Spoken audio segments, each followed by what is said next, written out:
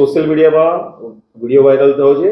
3 police અધિકારીઓ બંને વ્યક્તિઓને બચાવતા નજરે પડે છે, પરંતુ જે રીતે સોશિયલ મીડિયાના માધ્યમથી જે સમાચારો પ્રસારિત થઈ રહ્યા છે, શું ખુલાસો કરશો?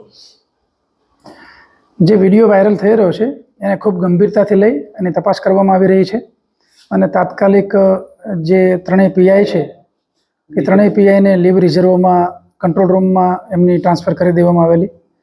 એ સિવાય વિડીયોની અંદર અમુક બાબતો ગંભીર જે પોલીસ ખાતાને ન છાજે એવી જણાઈ રહી છે। એ માટે નડિયાદ ડીવાયએસપીને તાત્કાલિક ઇન્ક્વાયરી સોંપવામાં આવેલી છે।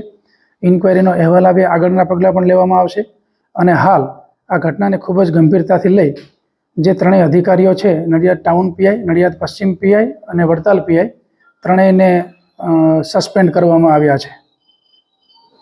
સાહેબ, આ ઘટના ક્યારની છે, કોઈ ખુલાસો સામે આવે ખરો? એ આજે જ ડીવાયએસપીને તપાસ આપી દેવામાં આવેલી છે। ડિટેલમાં તપાસ થશે, કઈ જગ્યાની છે, કોણ કોણ હતા, અન્ય જે કંઈ પુરાવા મેળવવાના થતા હોય પ્રાથમિક તપાસના કામે, તમામ બાબતો ખૂબ ગંભીરતાથી લેવામાં આવશે અને પ્રાથમિક તપાસના અહેવાલને આધારે આગળની કાર્યવાહી થશે। સાહેબ, અગાઉ 14 તારીખે જે નડિયાદ ટાઉન અને પશ્ચિમના પીઆઈને બદલી કરવામાં આવી હતી, એનું કારણ શું હતું? આ જ કારણ હતું કે અન્ય કોઈ કારણ?